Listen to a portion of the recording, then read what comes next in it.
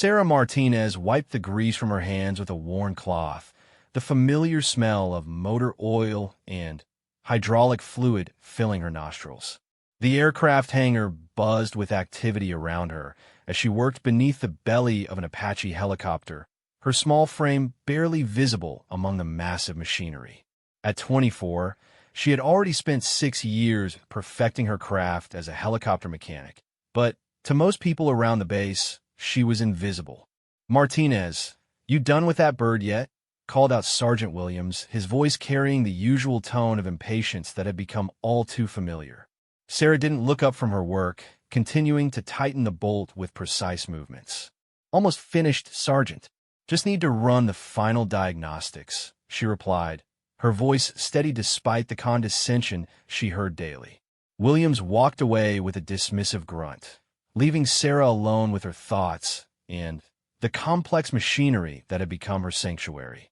The Apache helicopter towering above her was more than just metal and circuits to Sarah. Every component told a story. Every system held secrets that she had learned to decode through years of dedication and an almost supernatural intuition for mechanical problems. While other mechanics followed manuals and procedures, Sarah seemed to listen to the aircraft itself, understanding its needs in ways that amazed even the most experienced technicians. Growing up in a small town in Texas, Sarah had always been different. While other girls her age were interested in fashion and social events, she was drawn to anything with an engine. Her father, Miguel Martinez, owned a small auto repair shop where Sarah spent countless hours after school, learning the fundamentals of mechanical work. Her hands were always dirty, her clothes always stained with oil, and her mind always curious about how things worked. "Mija, you have a gift," her father would tell her, as she successfully diagnosed problems that stumped him.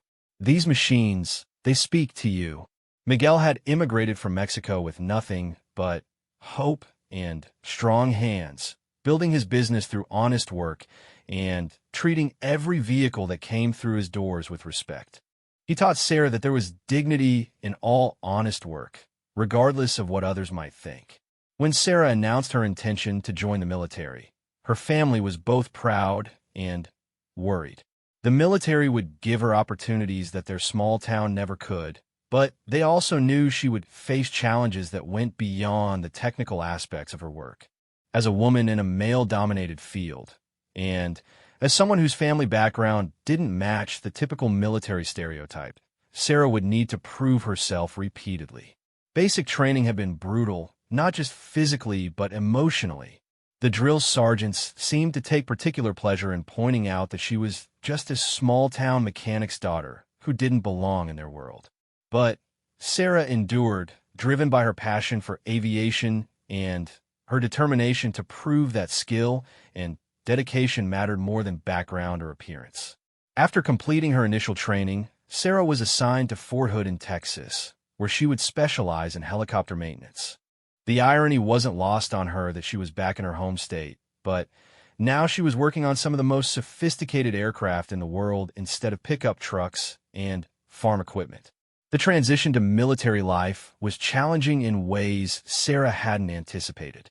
The hierarchy was strict, and as a junior enlisted soldier, she was at the bottom. Many of her fellow soldiers came from military families or had college degrees, making her feel like an outsider despite her technical abilities.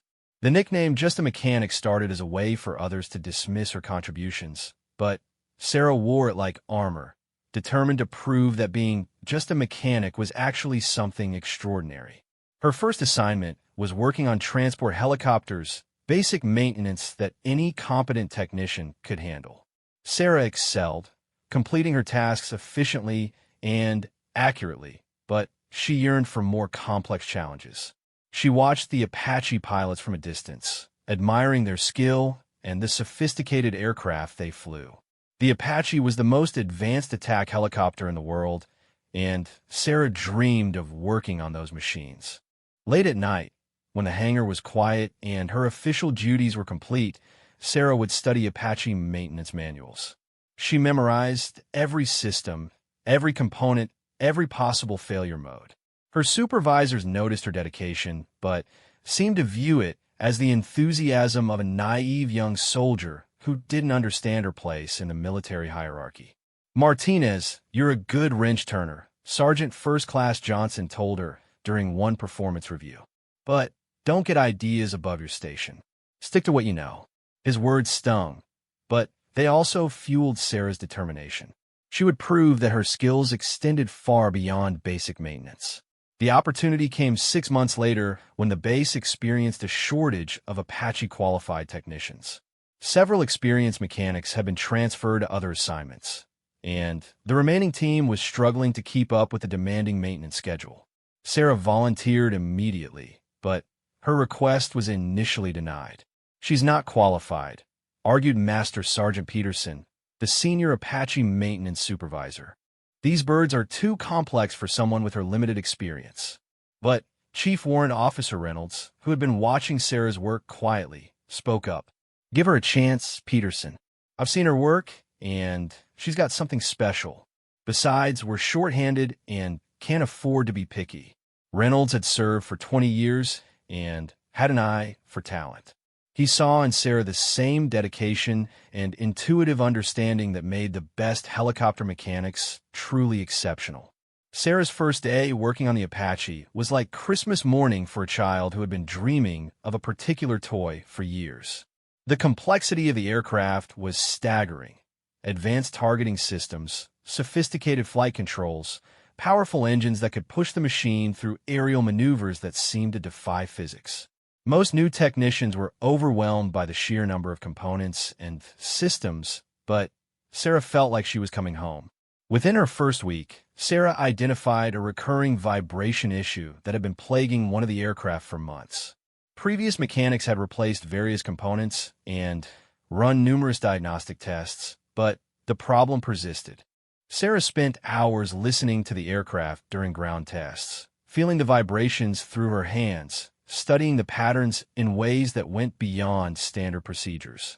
"I think it's a resonance frequency issue with the rotor system," she told Chief Reynolds after completing her analysis. "The vibration isn't coming from a worn component. It's coming from an interaction between the main rotor and the environmental conditions at this altitude and humidity level." Reynolds looked skeptical. "Martinez, 3 different mechanics with Apache certifications have looked at this bird. You're telling me they all miss something that basic?" "Not basic, sir. Complex. The interaction is subtle, and it only shows up under specific conditions. But if we adjust the rotor blade tracking by 2 degrees and modify the engine timing slightly, I think we can eliminate the resonance." The adjustment Sarah suggested was unconventional and went against standard procedures. If she was wrong, it could cause significant damage to an aircraft worth millions of dollars. But Reynolds had learned to trust his instincts about people, and something about Sarah's confidence and detailed analysis convinced him to approve the modification. The test flight was scheduled for the following morning, and Sarah barely slept that night. If her analysis was correct, the Apache would fly smoother than it had in months. If she was wrong, her career as an Apache mechanic would be over before it really began, and she might face disciplinary action for recommending unauthorized modifications. Chief Warrant Officer Michael Torres was the pilot assigned to the test flight. Torres was known throughout the base as one of the most experienced Apache pilots in the Army, with over 3,000 flight hours and multiple deployments to combat zones. He was also known for his exacting standards and his intolerance for maintenance issues that affected aircraft performance. "Martinez, right?" Torres asked as he conducted his pre-flight inspection. "You're the one who thinks she's figured out what 3 certified Apache mechanics couldn't?" His tone wasn't hostile, but it wasn't encouraging either.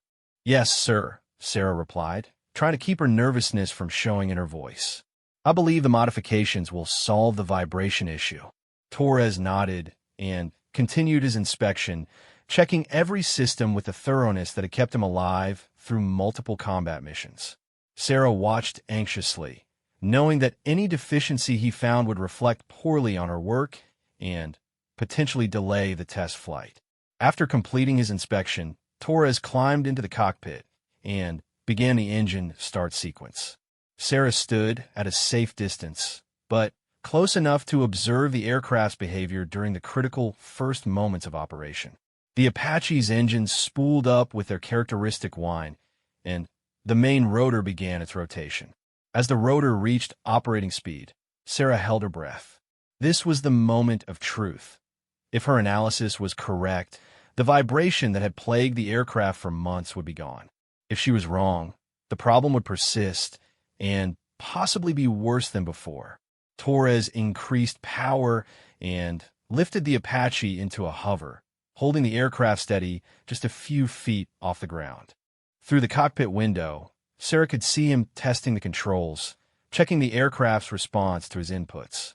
After several minutes of hover tests, Torres radioed the control tower and requested clearance for forward flight. The Apache accelerated away from the landing pad, climbing into the Texas sky with a grace and power that never failed to impress Sarah.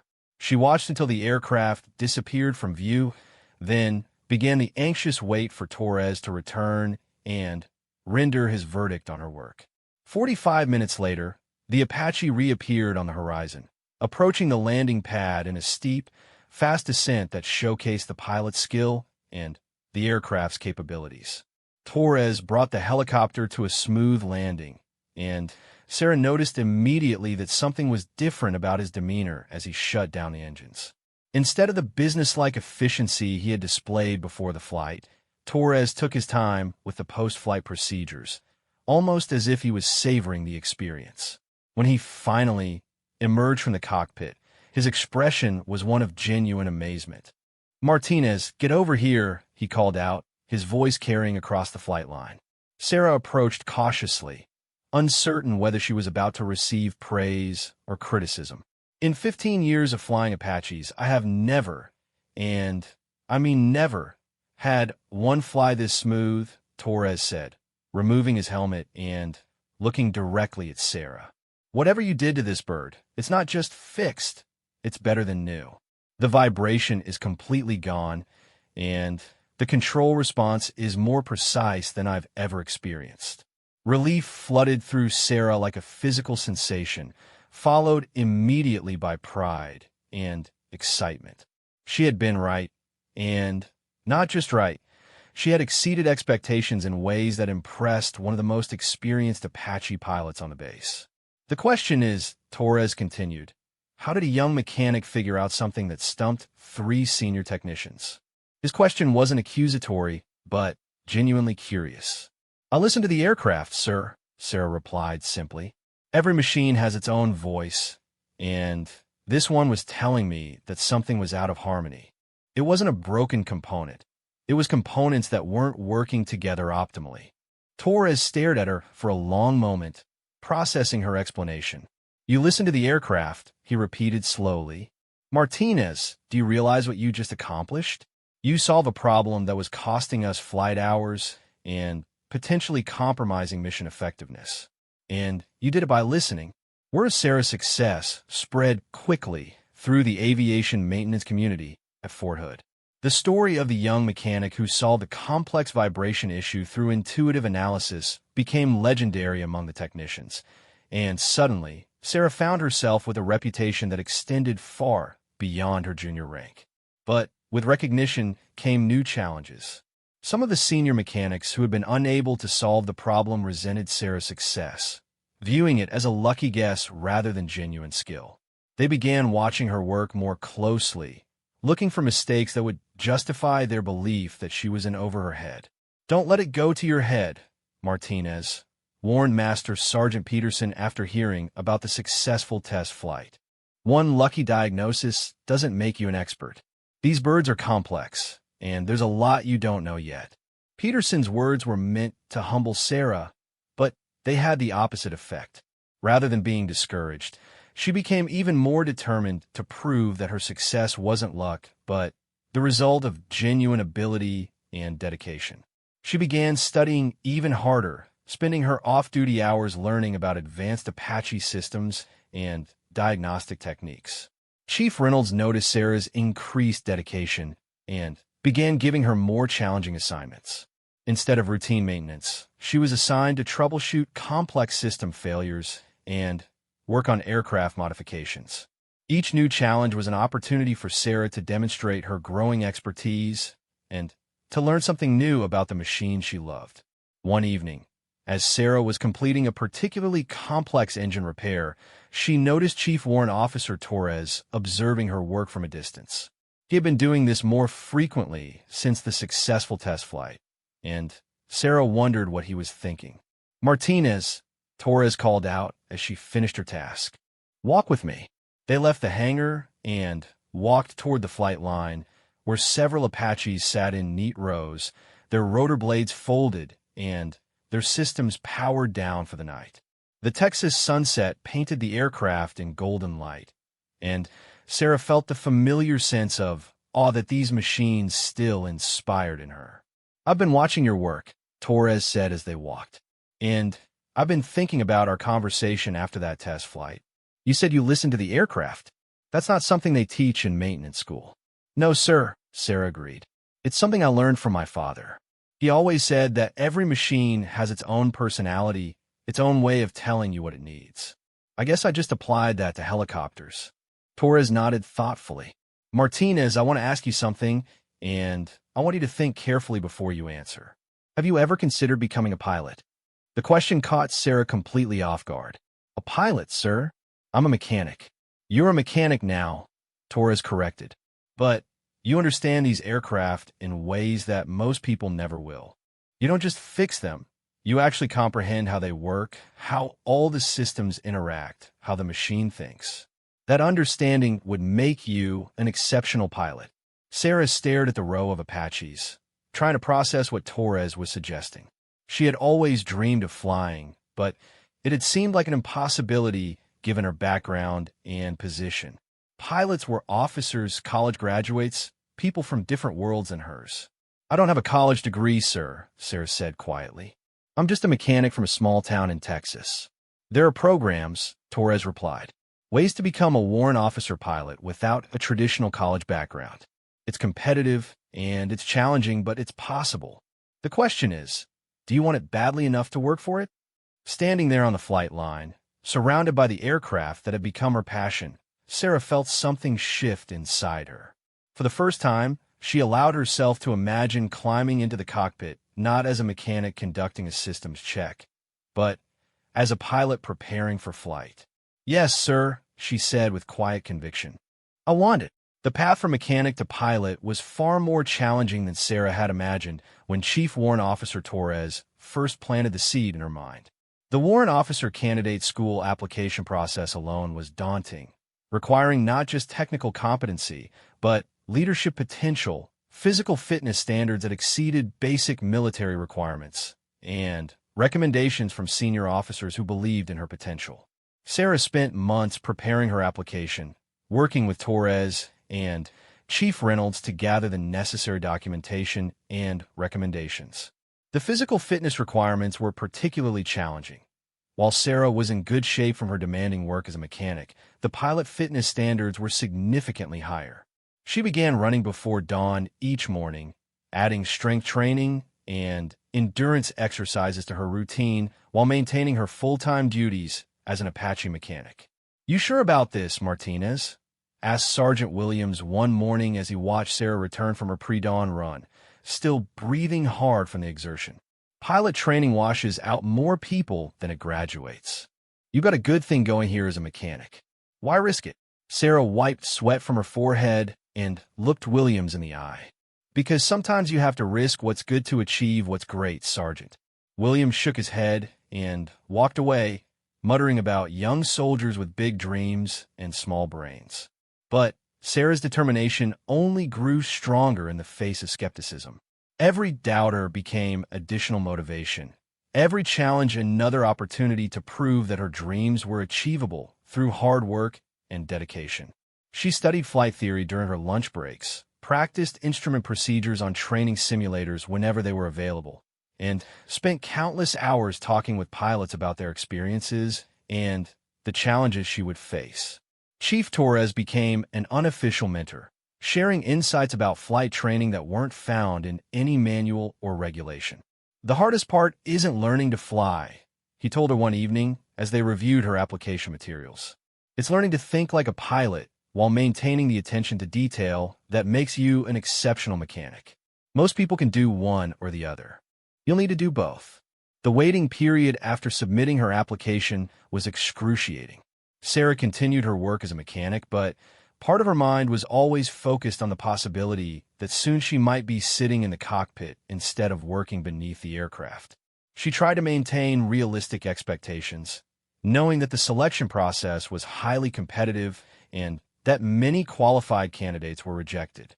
When the acceptance letter finally arrived, Sarah was in the middle of replacing a transmission component on Apache 04-315, the same aircraft on which she had solved the vibration problem that had launched her reputation. Chief Reynolds found her under the belly of the helicopter, completely absorbed in her work. "Martinez, you need to see this," Reynolds called out, holding an official-looking envelope. Sarah slid out from under the aircraft, wiping her hands on a cloth as she had done thousands of times before. The envelope bore the seal of the U.S. Army Aviation Center, and Sarah's hands shook slightly as she opened it. The first words she saw were "congratulations," and suddenly the hangar around her seemed to spin. She had been accepted to Warrant Officer Candidate School, the first step in her journey from mechanic to pilot. "Well?"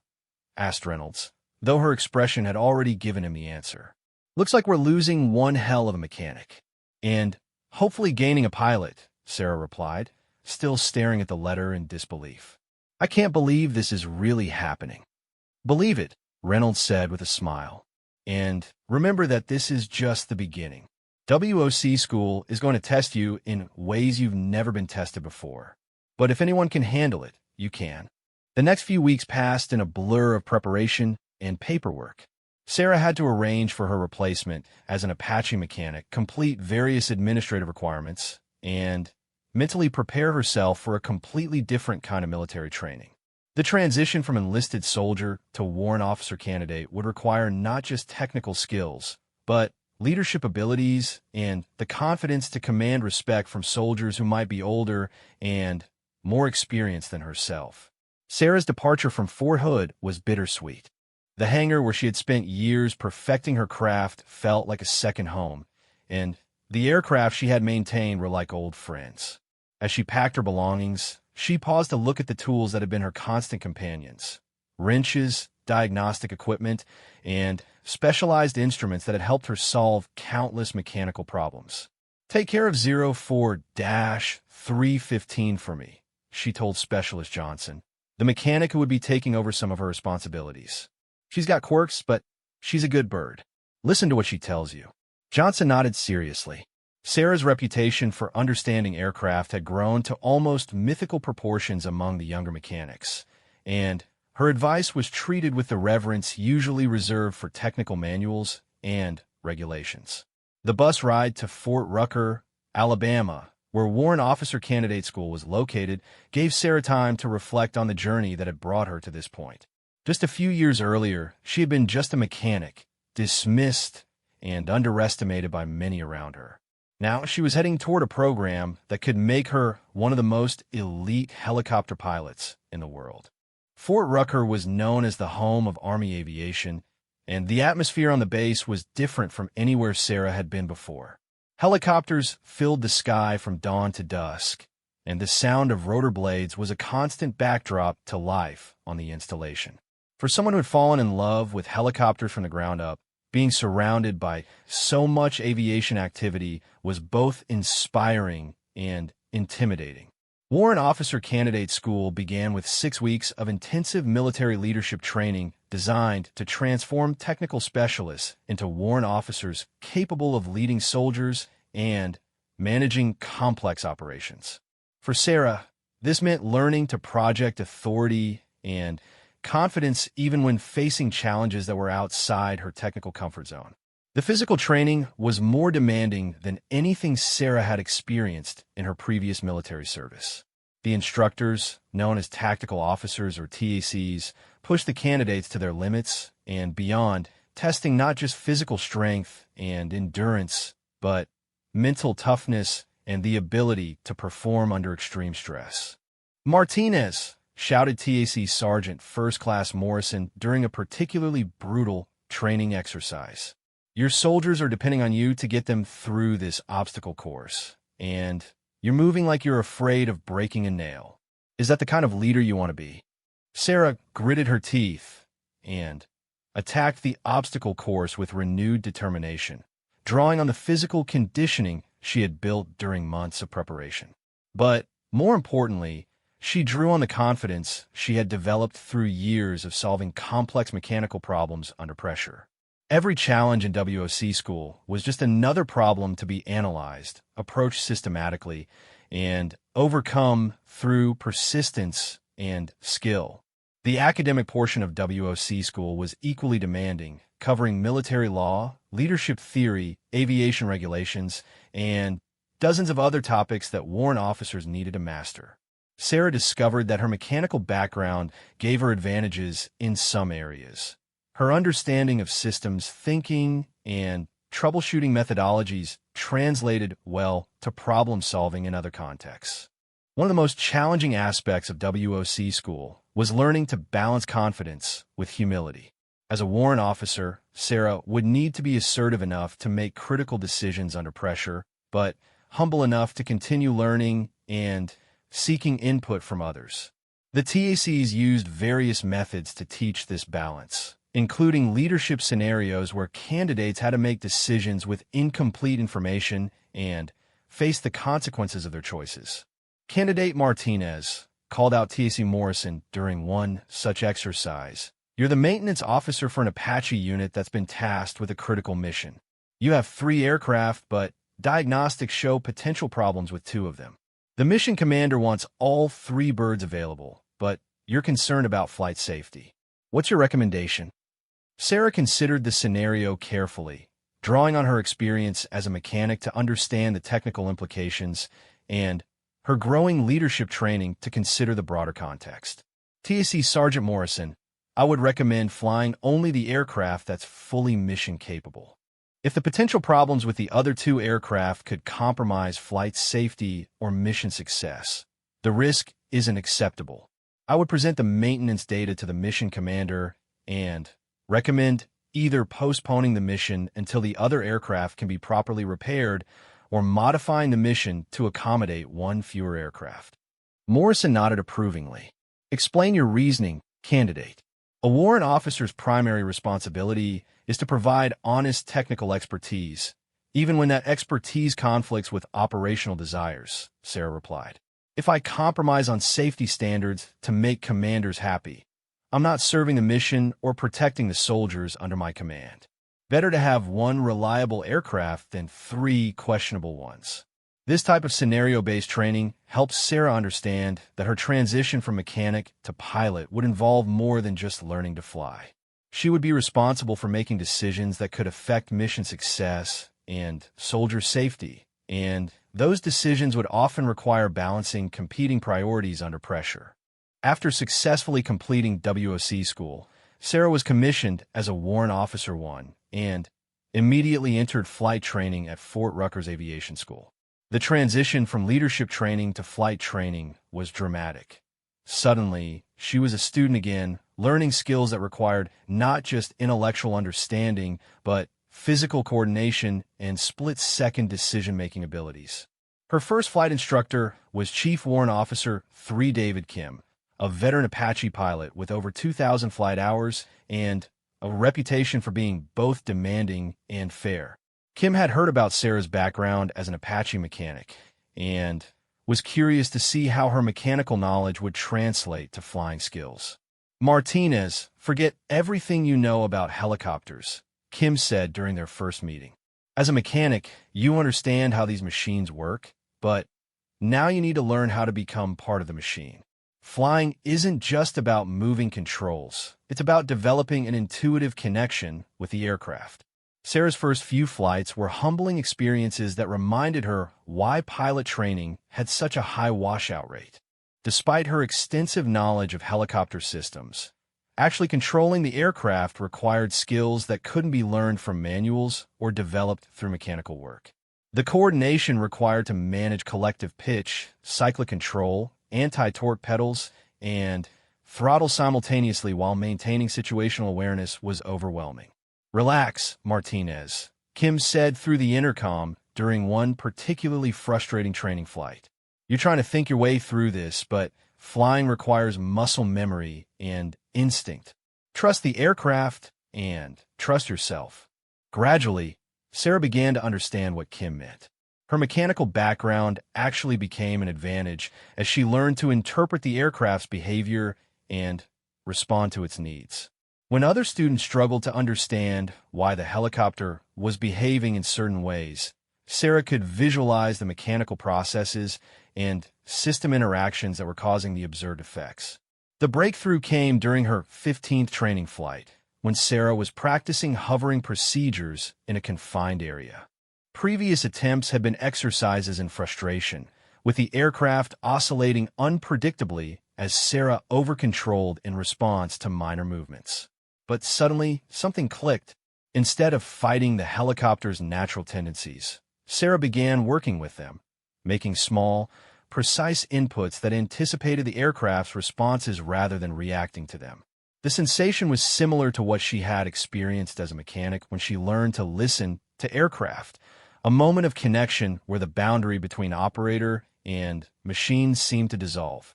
"Outstanding, Martinez." Kim's voice crackled through the intercom. "That's what I've been trying to teach you. You're not controlling the helicopter anymore. You're flying it." From that point forward, Sarah's progress accelerated rapidly. Her mechanical understanding of helicopter systems, combined with her growing piloting skills, made her exceptionally capable of handling emergency situations and system malfunctions. While other students panicked when instructors simulated equipment failures, Sarah methodically worked through the problems, drawing on her knowledge of how systems were supposed to function and how they might fail. Chief Kim began incorporating more advanced emergency scenarios into Sarah's training, testing not just her basic flying skills, but her ability to handle multiple simultaneous problems while maintaining aircraft control and making critical decisions. These scenarios were designed to prepare pilots for combat situations where equipment failures, battle damage, and extreme stress could all occur simultaneously. "Engine failure at 500 feet, Kim announced during one training flight, rolling the throttle to flight idle to simulate a power plant emergency. Sarah immediately entered auto-rotation, adjusting the collective to maintain proper rotor RPM while searching for a suitable landing area. Her mechanical knowledge helped her understand exactly what was happening with the aircraft systems, allowing her to focus on flying rather than trying to diagnose the problem. "Excellent response time and technique," Kim said after Sarah successfully completed the simulated emergency landing. "Most students take several seconds just to recognize what's happening. You were already in auto-rotation before I finished announcing the emergency. The engine sounds and aircraft behavior told me what was wrong before you said anything," Sarah explained. "When you've worked on these machines as long as I have, you learn to recognize the signs of different types of failures." Kim made notes in his training record, documenting not just Sarah's technical proficiency, but her exceptional situational awareness and problem-solving abilities. These qualities would be crucial when she transitioned to Apache training, with the complexity of the aircraft and the demands of the mission required pilots who could think clearly under extreme pressure. As Sarah progressed through flight training, word of her exceptional abilities began to spread among the instructor-pilot community. Stories of the former mechanic who could diagnose system problems while flying the aircraft and who had solved mechanical issues that had stumped senior technicians became part of the informal folklore at Fort Rucker. But with recognition came increased scrutiny and higher expectations. Some instructors wanted to see if the stories were true, leading them to create particularly challenging scenarios designed to test Sarah's limits. Rather than being intimidated by this attention, Sarah welcomed the opportunity to demonstrate her abilities and learn from some of the most experienced pilots in the Army. One such challenge came from Chief Warrant Officer 5 Patricia Collins, the senior Apache instructor pilot at Fort Rucker. Collins had over 4,000 flight hours, multiple combat deployments, and a reputation for being able to evaluate a pilot's potential within minutes of flying with them. Martinez, I've heard interesting things about you, Collins said when Sarah reported for an evaluation flight. Former mechanic, supposed to have some kind of special understanding of helicopters. I'm curious to see if the reality lives up to the reputation. The evaluation flight was designed to test every aspect of Sarah's flying abilities, from basic aircraft control to complex emergency procedures. Collins threw scenario after scenario at Sarah. Multiple system failures, simulated battle damage, navigation challenges, and communication problems that required quick thinking and precise execution. Throughout the flight, Sarah maintained her composure, working through each challenge methodically while maintaining aircraft control and situational awareness. Her responses demonstrated not just technical competency, but the kind of calm professionalism that distinguished exceptional pilots from merely adequate ones. Interesting, Collins said after they landed and completed the post-flight procedures. Your flying technique is solid, but that's not what impressed me. What impressed me is how you think. You don't just react to problems, you anticipate them. And when something does go wrong, you understand the underlying causes, not just the symptoms. Collins paused, looking at Sarah carefully. Martinez, I'm going to recommend you for the Apache transition course. And I'm going to recommend you as a candidate for accelerated progression. If you can maintain this level of performance on the Apache, you have the potential to become an exceptional combat pilot. The recommendation from Chief Collins carried significant weight in the Army aviation community. Her evaluations were known for their accuracy, and pilots she identified as having exceptional potential rarely disappointed. For Sarah, the recommendation represented validation that her journey from mechanic to pilot was not just possible, but potentially extraordinary. As Sarah prepared to begin Apache transition training, she reflected on how far she had come from the young mechanic who had been dismissed as just a mechanic by so many people. She was still the same person who listened to aircraft and understood their needs, but now she was also developing the skills to become part of the machine she had spent years maintaining. The next phase of her training would be even more challenging, as she learned to operate one of the most sophisticated attack helicopters ever created.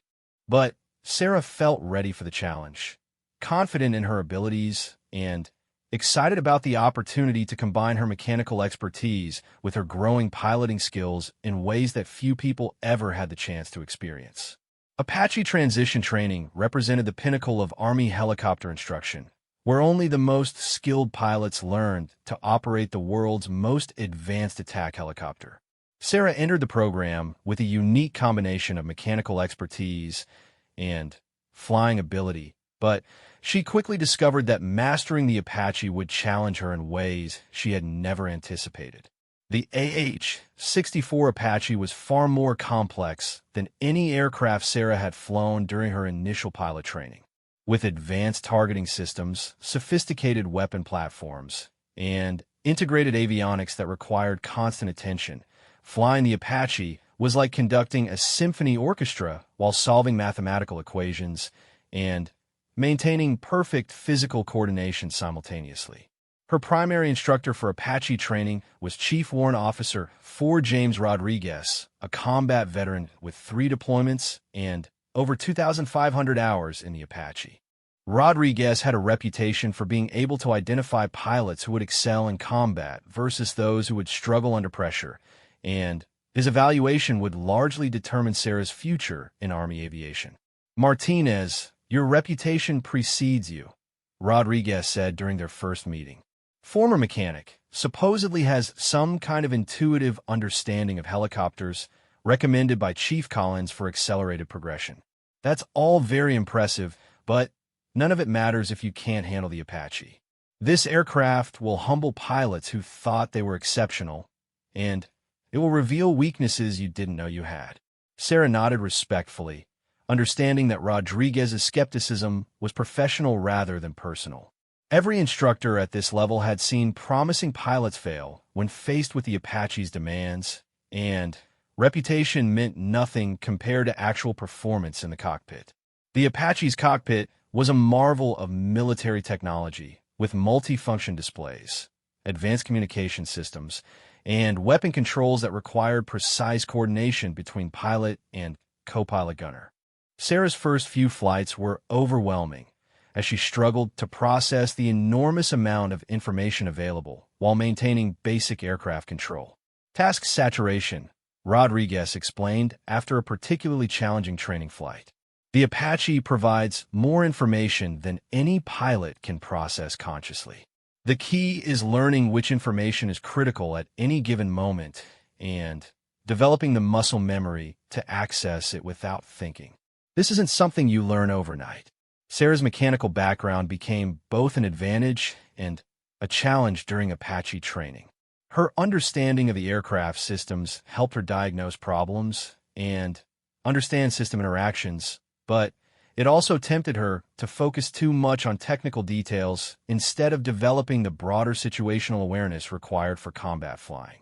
"Martinez, you're thinking like a mechanic in the cockpit," Rodriguez observed during one training session. "You're so focused on monitoring every system parameter that you're missing the bigger picture.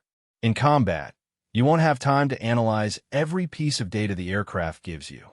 You need to develop instinct." The transition from analytical thinking to intuitive flying was one of the most difficult challenges Sarah faced. As a mechanic, she had been rewarded for careful analysis and methodical problem solving. As a pilot, she needed to make split-second decisions based on incomplete information while managing multiple tasks simultaneously. The breakthrough came during a complex training scenario that combined navigation, communication, and simulated combat operations. Sarah was flying a low-level route through mountainous terrain while coordinating with ground forces and monitoring for threats when Rodriguez introduced an unexpected system malfunction. "You've lost your primary flight display," Rodriguez announced, covering one of the critical instrument panels. "Navigation system is degraded, and you're receiving reports of possible enemy air defense in your area. How would you proceed?" Instead of becoming flustered by the multiple challenges, Sarah felt something click into place. Her mechanical knowledge told her exactly what systems were still available and how they would be affected by the reported malfunctions. Her flying skills allowed her to continue the mission using backup instruments and visual navigation, and her growing combat awareness helped her assess the threat situation and modify her approach accordingly. "Outstanding," Rodriguez said after Sarah successfully completed the scenario. "That was exactly the kind of integrated thinking we need to see. You used your technical knowledge to understand your limitations, your flying skills to compensate for the degraded systems, and your tactical awareness to complete the mission safely." From that point forward, Sarah's Apache training progressed rapidly. Rodriguez began incorporating increasingly complex scenarios that tested not just her flying abilities, but her decision-making skills and her ability to function as part of a crew. Apache operations required seamless coordination between pilot and co-pilot gunner, and Sarah needed to learn to communicate effectively while managing her own responsibilities. Her crew partner for most training missions was Chief Warrant Officer Maria Santos, an experienced Apache pilot who was serving as a standardization instructor. Santos had the challenging job of evaluating Sarah's crew coordination skills while also helping her develop the teamwork essential for Apache operations. "Flying the Apache solo is impressive," Santos explained during a pre-flight briefing. "But in combat, you're never alone. Your survival and mission success depend on how well you work with your co-pilot gunner, ground forces, and other aircraft. Communication and coordination are just as important as flying skills." The training missions with Santos revealed new dimensions of Apache operations that Sarah had never considered. While maintaining aircraft control and navigation, she also had to coordinate target acquisition, weapon employment, and tactical communications. The workload was intense, requiring the kind of multitasking ability that separated exceptional pilots from merely competent ones. During one particularly challenging training mission, Sarah and Santos were practicing coordinated attacks against simulated ground targets when they received an emergency call from another training aircraft reporting a mechanical emergency. Sarah's responsibility was to continue her training mission, but her mechanical instincts told her that the reported emergency might be more serious than initially apparent. "Santos, I think we need to check on that emergency," Sarah said over the intercom. Based on the symptoms they reported, they might be dealing with a hydraulic failure that could affect their ability to land safely. Santos hesitated for a moment. Deviating from a planned training mission to assist another aircraft was a significant decision that could affect Sarah's evaluation. But the concern in Sarah's voice and her technical expertise convinced Santos to agree to the course change. They found the other Apache struggling with a partial hydraulic failure that was making control responses sluggish and unpredictable. The pilot was maintaining level flight, but was clearly struggling with the degraded control system. Sarah's mechanical knowledge immediately recognized the specific type of failure and its implications. "Apache 23, this is Apache 17, Sarah radioed to the distressed aircraft. "Based on your reported symptoms, you're likely dealing with a primary hydraulic system failure. Your backup system should be adequate for normal flight, but you'll need to use increased control inputs and plan for a no-hover approach to landing." "Apache 17, how do you know so much about hydraulic failures?" came the reply from the other aircraft. "I used to fix these things before I learned to fly them," Sarah responded. "Trust me on this. You can make it back to base, but you need to treat this as a serious emergency and request priority handling." Under Sarah's guidance, the distressed aircraft made it safely back to Fort Rucker, where ground crews confirmed that the hydraulic failure was indeed serious enough to have caused a crash if not handled properly. The incident became another part of Sarah's growing reputation as a pilot who combined flying skills with exceptional technical knowledge. "Martinez, what you did today was exactly what we hoped to see from our pilots," Rodriguez said during the post-flight debriefing. "You recognized a potentially dangerous situation, made the decision to help, and use your expertise to guide another pilot through an emergency. That kind of thinking and leadership is what makes exceptional combat pilots." As Sarah progressed through Apache training, she began to understand that her journey from mechanic to pilot had given her capabilities that were rare in the aviation community. Most pilots had excellent flying skills, but limited understanding of the aircraft's mechanical systems. Most mechanics understood the systems thoroughly, but had no experience with the operational demands of flying. Sarah was developing both skill sets simultaneously, creating a unique combination that made her exceptionally valuable.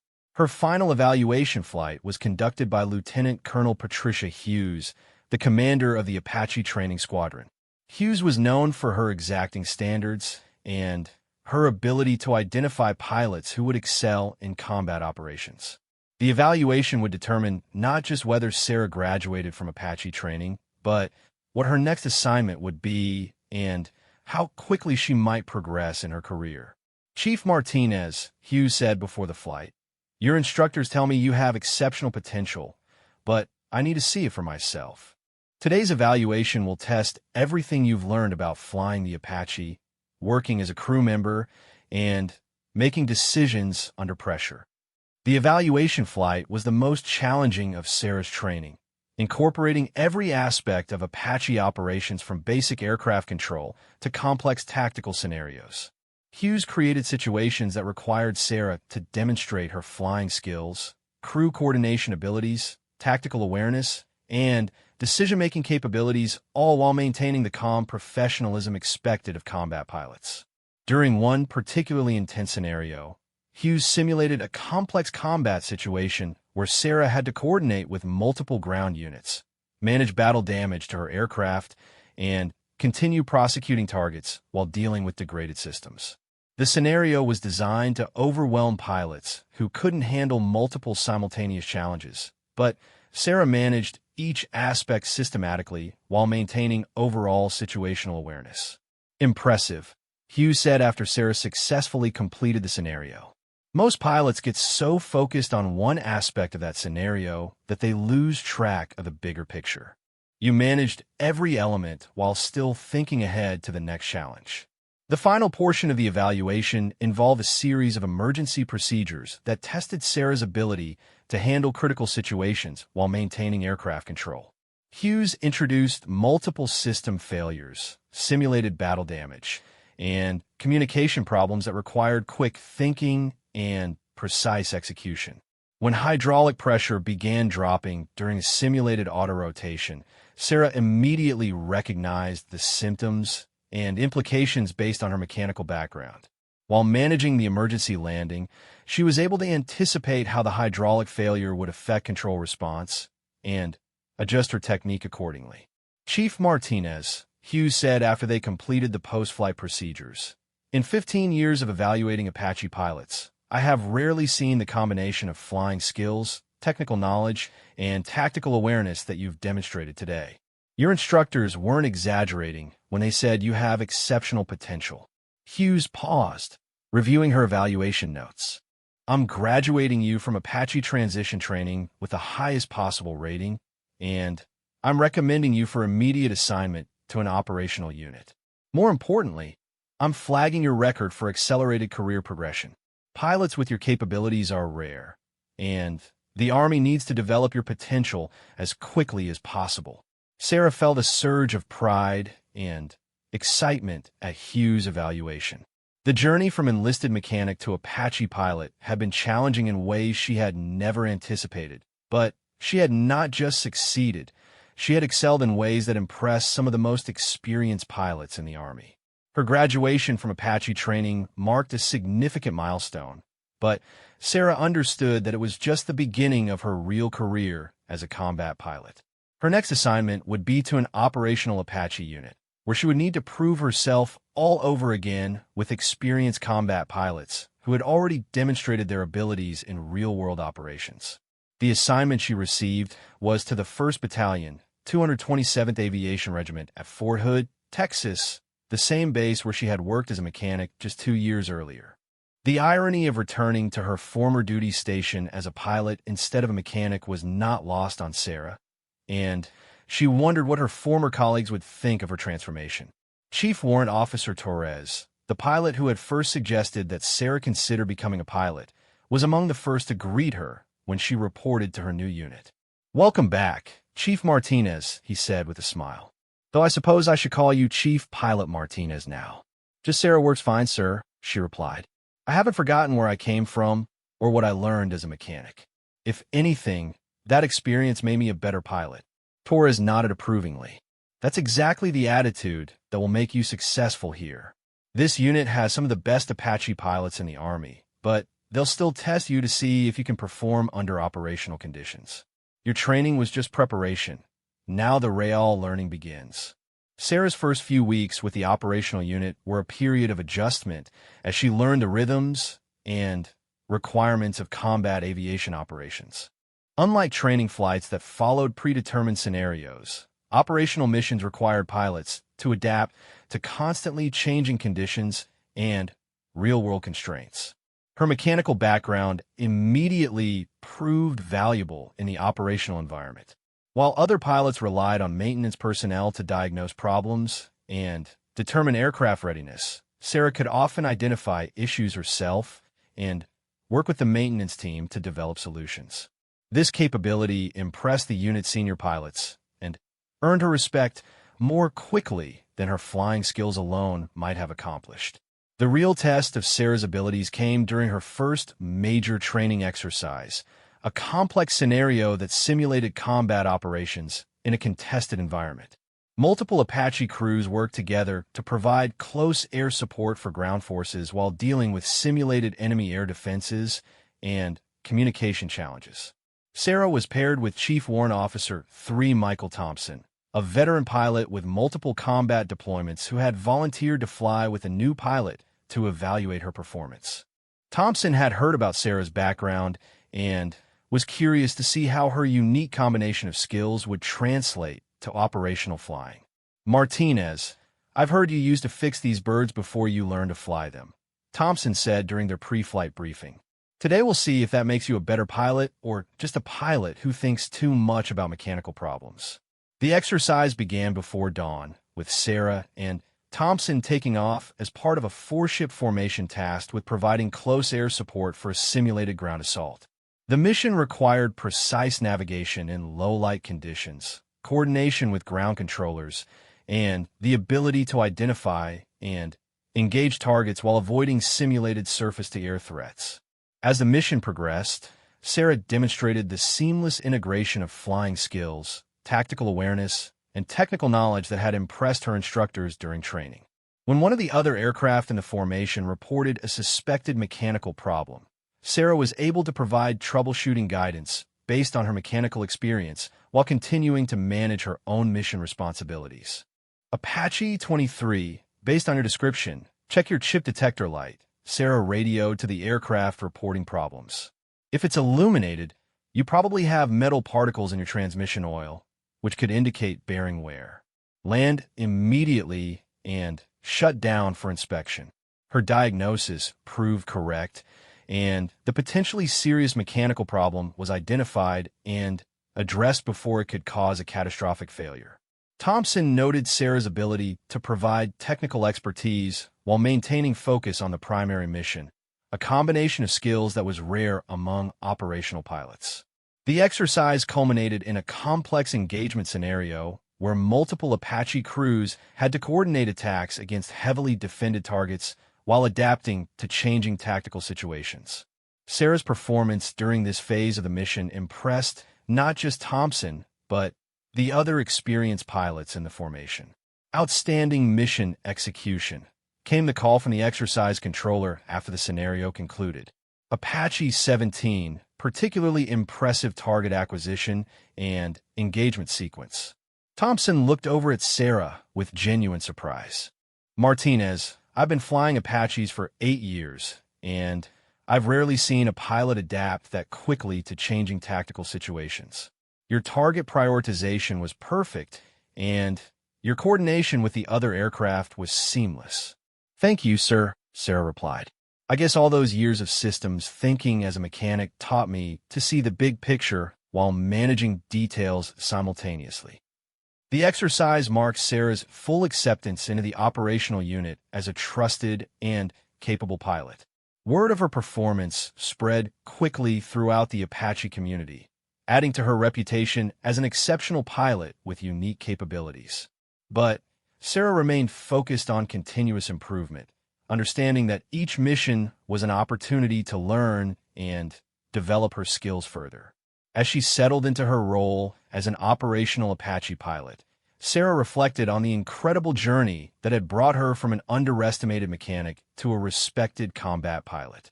The skills she had developed working on aircraft with her hands had proven invaluable in learning to fly those same aircraft, creating a combination of capabilities that made her uniquely effective.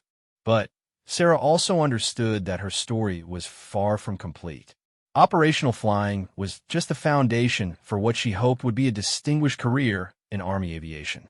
She had proven that mechanical knowledge and flying skills could be combined to create exceptional capability, but she knew that future challenges would test her abilities in ways she couldn't yet imagine.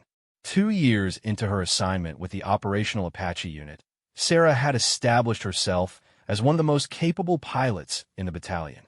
Her unique combination of mechanical expertise and flying skills had earned her the respect of her peers and the attention of senior leadership.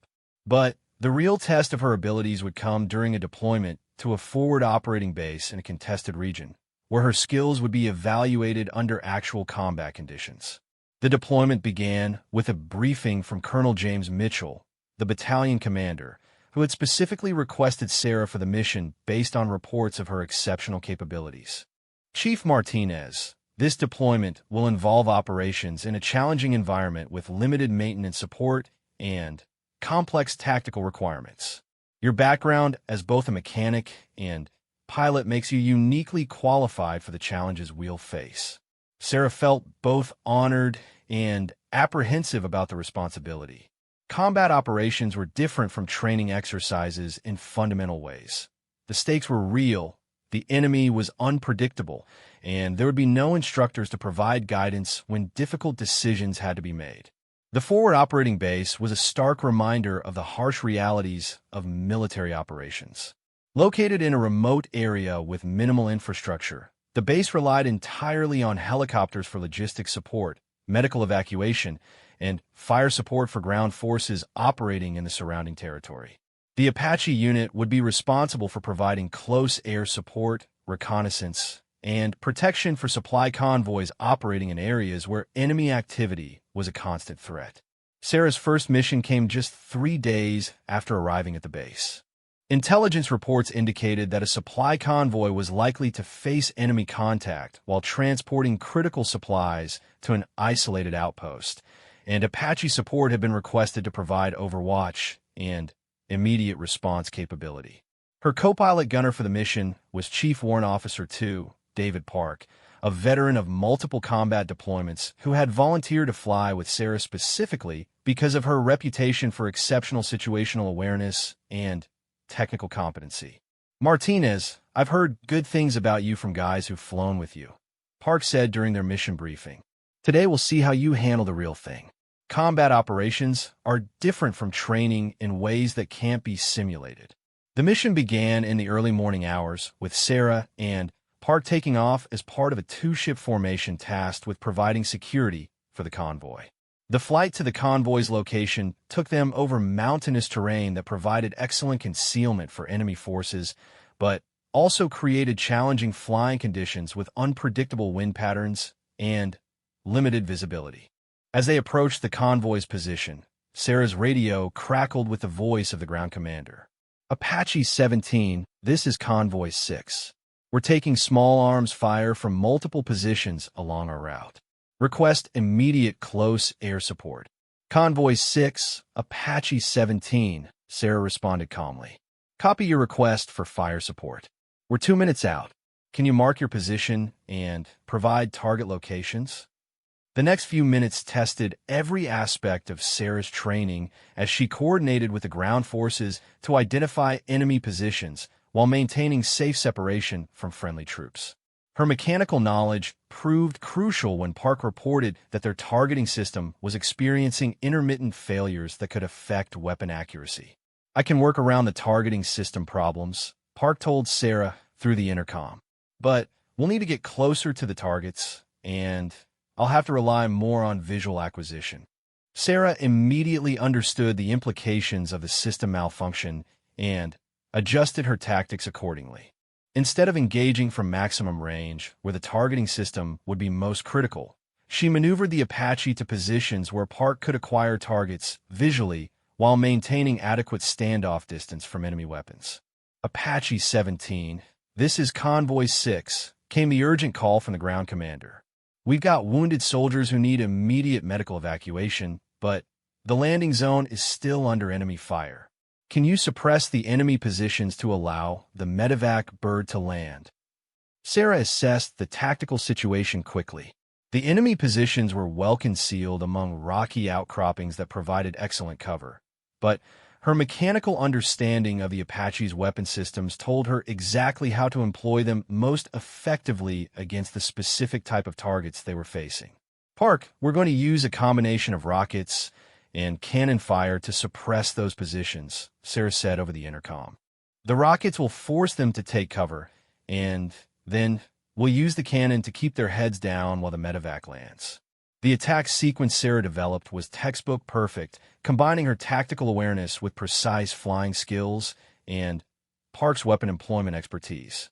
The enemy fire ceased just long enough for the medical evacuation helicopter to land, pick up the wounded soldiers, and depart safely.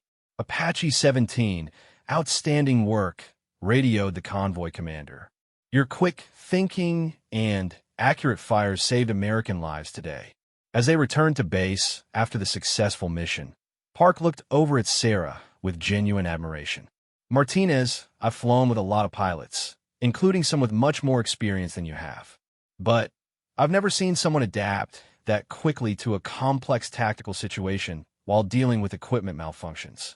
Your ability to think through problems and develop solutions on the fly is exceptional." Word of Sarah's performance during her first combat mission spread quickly through the aviation community at the forward operating base. Stories of the former mechanic who could diagnose system problems while engaging enemy targets and coordinate complex tactical maneuvers while managing equipment failures became part of the informal folklore among the pilots and aircrew. But Sarah's most significant test would come during a mission that began as routine reconnaissance, but evolved into one of the most challenging combat operations of the deployment. Intelligence reports indicated possible enemy activity in a remote valley, and Sarah was tasked with conducting aerial reconnaissance to confirm or deny the presence of hostile forces. Her co-pilot for this mission was Chief Warrant Officer 3 Lisa Chun, the most senior pilot in the unit after the commander. Chun had specifically requested to fly with Sarah because she wanted to evaluate the young pilot's capabilities firsthand before endorsing her for accelerated promotion. Martinez, today's mission should be straightforward, Chun said during their briefing. But in combat operations, straightforward missions have a way of becoming complicated quickly.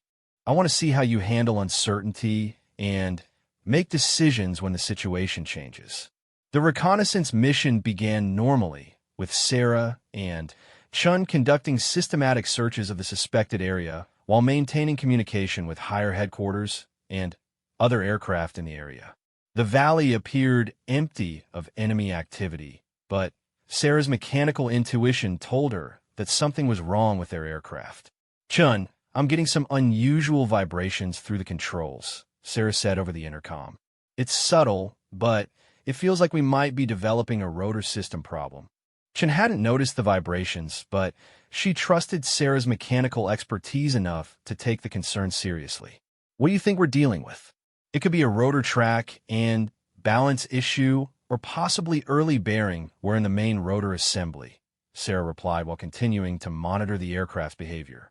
"It's not immediately dangerous, but it could become serious if we ignore it." Before Chun could respond, their radio erupted with an emergency call from another aircraft in the area. "Apache 23 is taking heavy ground fire and has sustained battle damage. We're losing hydraulic pressure and need immediate assistance." Sarah immediately changed course toward the distressed aircraft while simultaneously evaluating her own aircraft's condition. The vibrations were getting worse, but she determined that they could continue flying long enough to assist the other crew if they were careful about their maneuvering. "Apache 23, this is Apache 17, Sarah radioed. "We're en route to your position. What's your status?" "Apache 17, we've lost most of our hydraulic pressure and our controls are getting sluggish. We're trying to make it back to base, but we're not sure we can maintain controlled flight much longer." Sarah's mechanical knowledge immediately told her what the other crew was facing and what their options were. A hydraulic failure in combat conditions was one of the most dangerous emergencies an Apache crew could face, and their survival would depend on precise handling and expert guidance. "Apache 23, based on your symptoms, you need to reduce airspeed immediately and avoid any aggressive maneuvering," Sarah advised. "Your backup hydraulic system should give you enough control for straight and level flight, but you'll need to plan for an emergency landing if the backup system fails." As they approached the position of the distressed aircraft, Sarah spotted it struggling to maintain level flight with obviously compromised control systems. But she also noticed enemy muzzle flashes from the ground, indicating that the crew was still under fire and couldn't simply land and wait for rescue. "Chun, they're still taking fire and can't land safely," Sarah said over the intercom. "We need to suppress those enemy positions to give them a chance to escape." "Martinez, our aircraft is developing mechanical problems too," Chun reminded her. "Are you sure we should engage in combat with a potentially compromised aircraft?" Sarah considered the situation carefully. Her mechanical analysis told her that their vibrations were serious, but not immediately dangerous if she adjusted her flying technique to minimize stress on the rotor system. The other Apache crew was in immediate danger and needed assistance that only she and Chun could provide. "Chun, I can manage our mechanical issues long enough to suppress those enemy positions," Sarah said with quiet confidence. "Those guys won't make it out without our help." Chun nodded, trusting Sarah's technical judgment and tactical assessment. Your aircraft, your call. How do you want to handle the attack? Sarah quickly developed a plan that would allow them to suppress the enemy positions while minimizing stress on their damaged rotor system. Instead of the aggressive maneuvering normally required for close air support, she would use standoff weapon employment techniques that relied more on accurate navigation and precise timing than dramatic flight maneuvers. The attack was executed flawlessly, with Sarah demonstrating the kind of tactical innovation that distinguished exceptional pilots from merely competent ones. By adapting her normal tactics to accommodate their aircraft's limitations, she was able to suppress the enemy fire long enough for the damaged Apache to escape while avoiding further stress on her own aircraft's mechanical systems. Apache 17, this is Apache 23, came the grateful call from the rescued crew. Outstanding support. Your tactical flexibility and accurate fires saved our lives today. As they escorted the damaged Apache back to base, Chen looked at Sarah with genuine amazement. Martinez, in 20 years of flying, I have never seen a pilot adapt tactics that quickly to accommodate equipment limitations while still accomplishing the mission. Your ability to think through complex problems and develop innovative solutions under pressure is extraordinary. The successful mission under challenging conditions earned Sarah recognition that extended far beyond her immediate unit. Reports of her performance reached senior Army aviation leadership, and she began receiving attention from commanders who were always looking for pilots with exceptional potential. The recognition culminated in an unexpected visit to the forward operating base by Rear Admiral Patricia Williams, the senior naval aviation commander in the theater. Admiral Williams was conducting an inspection of joint aviation operations and had specifically requested to meet with pilots who had demonstrated exceptional performance in combat operations. Chief Martinez, I've been reading reports about your performance over the past several months, Admiral Williams said during their meeting. Former enlisted mechanic, transitioned to pilot, consistently exceptional performance in combat operations. Your combination of technical expertise and tactical innovation has caught the attention of senior leadership across all services. Sarah felt honored, but also nervous about the attention from such a senior officer. Admiral Williams had a reputation as one of the most experienced naval aviators in the military, with multiple combat deployments and a distinguished career that spanned decades. Thank you, ma'am, Sarah replied. I've been fortunate to work with exceptional crews and have had opportunities to apply my mechanical background to operational flying. Admiral Williams studied Sarah carefully before continuing. Chief Martinez, I want you to understand something. In 40 years of military aviation, including extensive experience with joint operations involving Army, Navy, Marine, and Air Force pilots, I have rarely encountered someone with your combination of technical mastery, tactical awareness, and leadership potential. The Admiral paused, letting her words sink in before delivering what would become one of the most significant moments in Sarah's career.